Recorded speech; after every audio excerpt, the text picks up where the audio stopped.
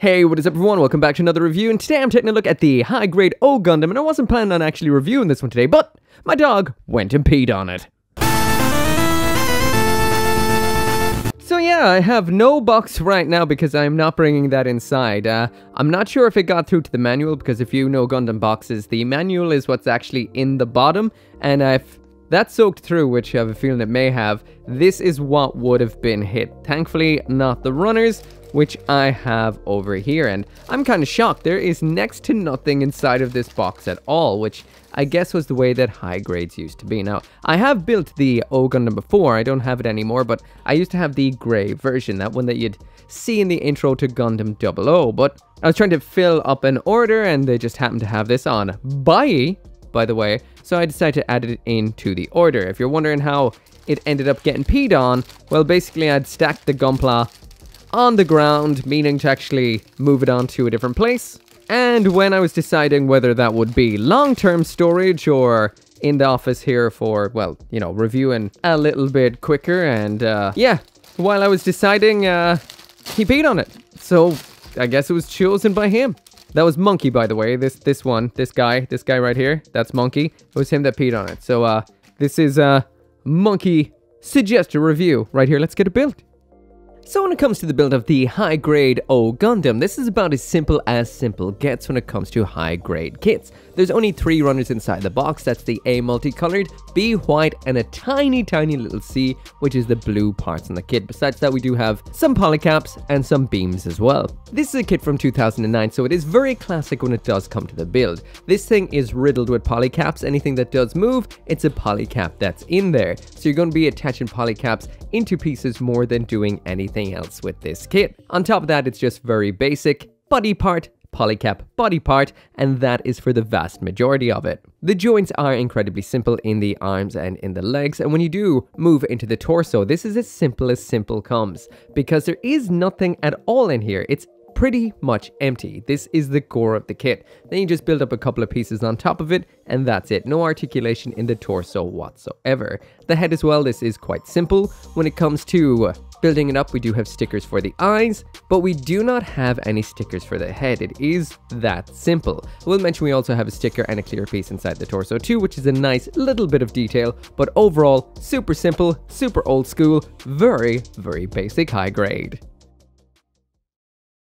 So now jumping into the aesthetics, and what can I say after what seemed like a little bit of a ho-hum boring build, this actually turned out a lot nicer looking than I thought it would. Blasting into that full 360 spin so you can see every element of it for yourself. Now I will mention this is straight built, so there is a lot of detail on here that some pan lining would definitely bring out, but for the most part it's not that bad. A lot of things that I thought were a little bit dull during the build actually kind of get hidden when it's built up. Sure, the articulation isn't that great, so you can't really pull the most dynamic poses out of it, even just in this standing pose, but overall it is quite nice. It's a very elegant take on the original Gundam. We've got a lot of nice long curves, some very subtle beveling on the edges, especially on the legs, even on the forearms and the shoulders too. It is nice. It's delicate, it's soft, and beautiful for a Gundam. I'm actually shocked it is this nice. After going through it all, the P, the boring build, all of that, it's quite beautiful. So taking a quick old peek at what it looks like side by side with the art, and from what I can see right here, this is pretty much bang on the money. Besides some pan lining and darkening of some parts, everything is here. It is missing some slight grey on the feet, that grey, that right there. But besides that, it looks perfect. Another thing from the art I noticed is not on this right here. Is these little segments right here, these thrusters or whatever, these were in black. This is something you can simply do yourself, but there is no stickers or parts included to make those the dark color they're meant to be. And speaking of the stickers that are actually included in here, the only ones we do have are the ones for on the eyes. These I thought were pretty bad at first, especially the placement of the colors, like the red in there as well. But once you get all the head parts attached on, it doesn't look so bad. The exact same thing goes for this section inside of the chest as well, which is probably meant to be the GN drive. There is a dark sticker for inside of that, but once again, this is something you do not notice once it's put together, because the large bit of blue armor that goes down in front of it. Now, I will mention I did pan line the face this a little bit. I usually do just to bring out that sort of detail. Same with the little vents on the side there. But I will notice one odd thing. There is no head stickers in here for in the front of the head or in the back, which is a very odd decision. And speaking of the back, this really is where the kit does look the plainest. The back of the head looks plain. This section looks extremely plain, and by this section I mean the GN drive, especially those parts in there, and these parts on the legs. Now, a bit of panel lining would make a huge difference here. When it comes to the gunpla sins on here, this is a relatively old school kit, so some of them are there, especially once again round back. Each part is made out of 2 sections, so it does mean there's a seam line up everything, including the arms. You can see a little bit of a line in there. The nubs do show up quite a bit, some of which are placed in very obvious to see places, but again, not so bad. The plastic is that old, brittle, kind of shiny type, so it does show up a lot of the imperfections, but overall, again, not too bad at all. A little bit of a mold line down here as well, but it will take a little bit longer to clean up, might be a little bit harder to clean up because of the kind of shiny plastic, but again, look at that. I'm, well, quite impressed. Onto the size comparisons, and this kit right here definitely is a bit of a spiritual successor to the RX 78-2, so there it is beside 2 of them, and oddly enough, it is a teeny little bit shorter than those 2 kits right there. 2 more UC kits being the high-grade Gundam Mark II and the high-grade Zeta Gundam 0088, so as you can see, very compact. And finally, 2 more kits from the same show, that being the high-grade Exia and the high-grade Gundam Kyrios. So now jumping into the accessories, and there's everything that comes with the high-grade O Gundam. So this is the typical Gundam sword, board, and beam rifle layout. So the sword being the beam saber, the board being this shield, which is actually quite nice looking, and the beam rifle being this tiny little compact beam rifle. On top of that, then we do have an optional backpack right here, so let's check them all out. So when it does come to the Gundam hands in here, these are just the kind of classic style holding ones, just in solid grey. Nothing much really to say about them per se. They are those kind of funny ones that look like they have a handle in the hand, even when it's not holding onto anything. And that goes for both sides. Moving on to the equipment now. First off, we've got a beam saber in here. This is one of those flat 00 style beams, but the handle is not flat, which is kind of cool. The handle is your kind of regular round handle, but instead there's just a kind of a little bit of a either or hole here. So you can use a regular round beam or this flat one right here. You do get the 2 beams, of course, just the 1 beam saber. The beam saber pops into the hand in the absolute usual kind of way. I will admit it does feel a little on the loose side and will definitely fall out the hand. And if you're curious if it'll fit in reverse grip, yes, it most certainly will. My immediate question with these older kits is how well will they actually pose in the end? So just trying to throw it into a little bit of a pose with the beam saber, and so far so good, not too bad. It is a little bit on the springy loose side, the way that polycaps sometimes tend to be, but so far not too bad. When the beam saber is not in use, you can just pop it out of the hand, not too much effort involved in doing that, it's really loose. And then you can just pop that then onto the shoulder section here. This is actually where the circular peg is for attaching this on. This is a little ball joint, so it does move around just like that. I will mention there's a little bit of a hollow part on that doesn't look so great. Maybe this whole section should be in the gray or something like that. But otherwise, yeah, it does what it needs to do. And of course, the important test, can the Gundam reach round and grab it itself? And the answer is kind of.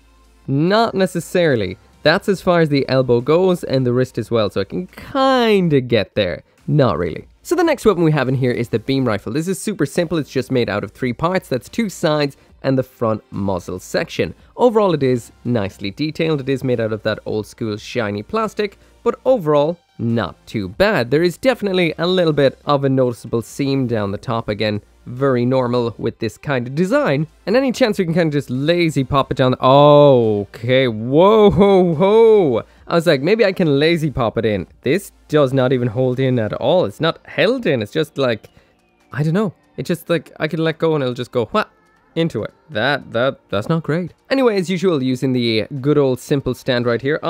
This is one of those kits that has a little bit of a privacy cover over its hole when it's not up on the stand. There we go. But otherwise, it should just pop up on this as simple as that right there. The stand definitely gets in the way a little bit. Anyway, not thinking too hard about it and throwing this into a pose, I went for the Strike Gundam style pose because it's easy to do and it kind of shows the range of motion nicely, and it's always a great go-to pose. Anyway, that's what it looks like. The hands kind of fall off a little bit. They also don't hold the weapons too well, but overall it will hold up, and this rifle won't go anywhere unless the gravity turns off and it floats on out of the hand. So next up in here we have the shield, and this is actually quite the nice shield. It is color separated really nicely from the front. We've got the gray, the white, we've got the red. Let's see if I can get the light a little bit kind of harsher on there, and you can see that there is some very nice pinstripe lines right here and up here that could do with some lining up. Around the back, then this is where it kind of falls apart a little bit because it's completely in red. We do have a handle right here which is attached by a polycap, so it can spin around, but as for the red right there, I don't have the box of this handy, but there is the cover of the box showing what the underside of the shield should look like, and this should have white and grey as well on it, so that's something you would have to detail and paint up yourself. So as for getting this attached, you just slide the handle into the hand and then the little grabby bit should grab on, and that's only holding on by friction. That must be the wrong way. Yeah, that's what I thought. That wasn't feeling right. So it doesn't go on the back of the arm.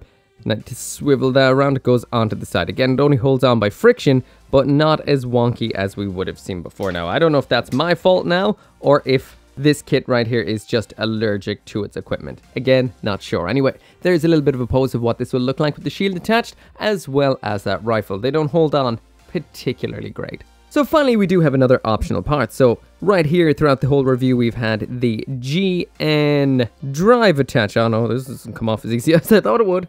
Time to whip out the old blue part separator. So let's just jam that on in there and jimmy that off. This does not have the regular backpack, so you won't be swapping things out or sticking some Freedom Wings onto this kit without some additional effort. And we have this right here, which is the big old gray tank. Oh shit, something shot off, but anyway, it pops on like so. There's the bit that came off. Seriously, I thought I found it on the ground, but it's in fact a stone. That's the same color and almost the same shape. I'm not going searching again. There's too many little bits on my ground already. But yeah, that right there is what that tank looks like attached on. Actually, that adds a nice additional bit of color, but it's not as iconic as a GN drive. Oh man, I thought I just saw it out the corner of my eye, but it actually turned out to be another stone that's pretty much exactly the same as this stone. And in case you're wondering why I just have randomly stones on my ground in my office, it's because I was actually collecting them for using on Warhammer bases and knocked them all over the floor. But yeah. Oh, out the corner of my eye, I thought I saw another stone, and it turns out to be the piece. There we go, there's it attached in, so that tucks under very nicely. So finally now onto the articulation. I'm just going to be testing out the usual pose today. Overall, this is the usual kind of springy, almost kind of loose, but not quite feel of polycaps. It's pretty good all round and hasn't given me too much trouble, except for the wrists like to pop the hands off a little bit. And there it is in the usual pose, and I have to admit, once again, I am kind of surprised. It's not doing as bad as I thought it would. Some parts could be a little bit better, but for the most part, it does well. It's a simple design, and it's all the better off for it. The elbows do bend more than I gave it credit for earlier on when I was trying to reach that beam saber. The reason is they can be a little bit tough at the upper joint, it seems, at first. I'm not sure how it would hold up over time. It's already feeling a little bit, not a lot of it, just a little bit kind of loose, but yeah. That's not too bad of a usual pose right there. Pretty good. Exposed a couple of hollow parts in the knee and the elbow, but I have to say, impressive enough Gundam kit. So yeah, that right there is it for the review, and I'm shocked. This right here is a silver tier kit, which really isn't bad in 2024 for a 2009 kit. Everything it does way better than I thought it would. And honestly, the rating my dog gave it of peeing on the box was a little bit rough, I think. Here, hold on a minute. How long's it been missing that bit in the middle of its V-fin? That's worth paying attention to. Yeah, be careful about that. But yeah, aesthetically, this is pretty much what you want. It is a simple design of a Gundam, and it pulls it off perfectly. With a little bit of panel lining and filling in some of the blacks, this will look essentially perfect. The shield does need a little bit of work around back, but overall, really nice. You will need some metallic as well for up inside of the head cameras, but overall, exceptionally good. When it comes to the accessories in here, these are all extremely basic. They don't do anything great, and the hands are just basic hands, and there's nothing else in here. Nothing too exciting. The color separation and the exterior aspect of the shield is definitely the nicest bit. Finally, when it does come to the articulation on this, sure, it's an older kit, it is a little bit spongy and polycappy, and overall it's nothing to really write home about, but it can still pull off some nice poses, and it does feel nice enough, and it always looks good. That's one thing I have to say for this. I've built some of the kits like the Exia, Kyrios, Dynamis, and stuff like that, and out of box they don't really look as nice as this. This is a very, very elegant, nice take on the classic RX 78-2, and this kit holds up extremely, extremely well. Definitely not 2024 tier by any margin, but still super nice. Anyway, if you do want one of your own, I got mine through by link in the description. As always, thank you so much for watching. Make sure to come back for more gunpla reviews, and I'll see you next time. As always, I can't finish this video without special thanks to those who support the channel on the memberships as well as over on Patreon, including Abraxas, Caleb Engelhardt, Joe, RG59061, Shadow Wolf 179, 10 Soldier YT, and Van Fawn.